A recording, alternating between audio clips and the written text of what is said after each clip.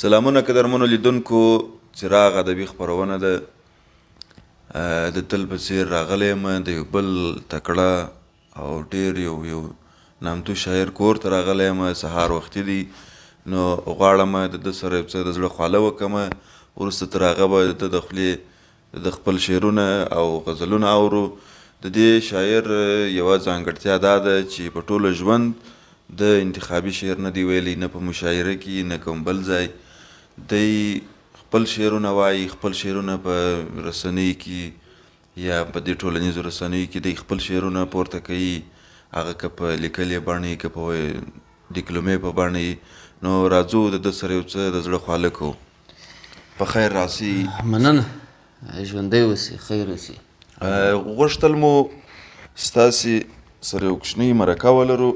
دغه مایک به دلته بسته کړم. بلکل، بس غږ مو دغسې.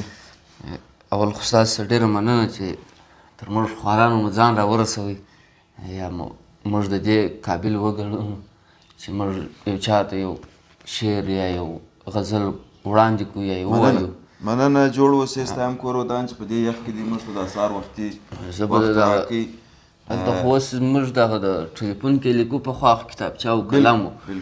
نو اوس دا ته ښه اسانتیا ده چې هر ځای در په یاد شي، ما ټلیفون د جیب راوکړ. نو دوستانو، ستاسو د انتظار شیبې را لنډوو. راځو د محترم شاعر څخه د ده یو غزل اورو. زه به اول دغه یوه دغه څخه یو دوه بیته درته وایم، بیا به د هغه وروسته غزل درسره شریک کړم. اورئ.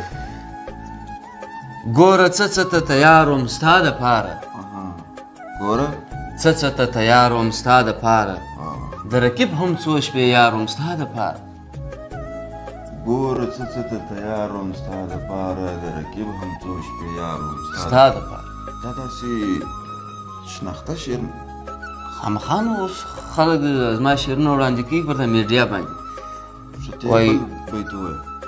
تا به هم راته کتل په خواره سترګه، تا به هم راته کتل په خواره سترګه. معنا هغه نور چې واه خو مشره، تا به هم راته کتل په خواره سترګه. سبحان الله. په دنیا کې چې زه خوار وم ستا دپاره، بل هېڅوک نه و. راته کتل په خواره سترګه، په دنیا کې چې زه خوار وم ستا.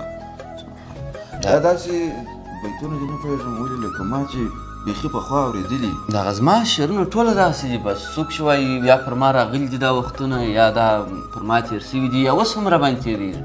زما شعرونه عموما داسې دي. غزل راسره شریک. اوس دستي به یې درسره شریک کړم. دا مې نو دا اوس یو داسې یوه اونۍ کېږي. نن د څه شي ورځ ده؟ نن شنبه ده. خو تېره شنبه نه د جمعې په ورځ مې ولیکل. ارشاد. وایي ستا پر مړوند وینم ستا د بېلتانه خوبونه، ستا پر مړوند وینم ستا د بېلتانه خوب. جانانه بیا څه درنې شپې دي، څه درانه خوبونه. څه یو زبردسته خیال دی پکښې په دې. ارشاد. نن ورځ مې مه ګوره چې نه لرم ډېوه په کور کې، نن ورځ مې مه ګوره چې نه لرم ډېوه په کور کې. کړي دي ما هم د سپوږمۍ پر ځنګانه خوبونه. ته نو اوس ګوره تی پوره کوې، ما زنګون داسې کړي په پیدل چې په داخل کې زنګون راځي. ما درته وویل چې دا زما شعرونه ټول داسې دي لکه پر انسان چې راغلي دا وختونه. وایي موږ هم د نوي سباون په انتظار کې ناست یو، موږ هم د نوي سباون په انتظار کې ناست یو، لکه ما او تا. موږ هم لیدلي دي د نوي ژوندانه خوبونه. سبحان الله. یو بیت راغل خوندور. مننه چې دې زما پېژندګلوي وکړه له درده سره. له هغې ورځې پس نه ته راغلې او نه خوبونه. واه یار زبردست. یو غزل لا درساوه. مننه، ژوندی اوسه، خیر اوسې. بیخي ډېر خوندور. دغه غزلونه دي خو نو ډېر دي، تاته معلومېږي. مننه. وایي بیا په جنګ ښکاري هوا او څراغونه، بیا په جنګ ښکاري هوا او څراغونه. او ته هم راسره وایه چې ما نیم ویلی تا نور ووایه. ډېر نو خو ما تا ته ویل دا ستا شعرونه داسې دي لکه ما چې وم ډېر پخوا اورېدلي، ډېر پخوا 10-15 کاله د مخه لکه ما چې اورېدلي. مننه. په ذهن کې مې ثبت. خدای وساتې رڼا او څراغونه. ته دا بیت زه یې وارې په خپله وایم. بیا په جنګ ښکاري هوا او څراغونه، خدای وساتې رڼا او څراغونه. یو خبر درته وکړم. بلکل یې وکړه.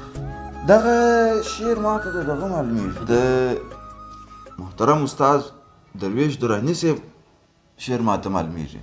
کیدای شي هغه زما څخه لیکلی وي، هغه مشکل نه لري. یا یې لږ احتیاط کوه د خدای سره.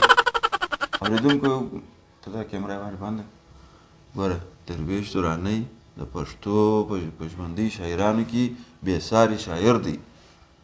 هغه بیخي غټ شاعر دی ښه. او خو ته یوه خبره زما دا هم واوره. نو چې ته د هغه شعرونه پر خپل نامه اړی یا د هغه شعر وایې، لږ تر لږه دا خو نه مه وایه چې هغه زما څه کاپي کړی دی. دا ووایه ورته صحیح دی د ده څه ما کاپي کړی دی. دا مه کوه. یا تا زما دونه صفت وکړي نو زه کیدای شي در هغه شم هغه زما څه کاپي کړی. یا خو ما تا ته وویله ګوره زه شکمن وم هغه نور شعرونه چې ما وویله چې تا وویل البته ما اورېدله، ما تا ته ویل ما دا داسې معلومیږي لکه ما چې اورېدلي.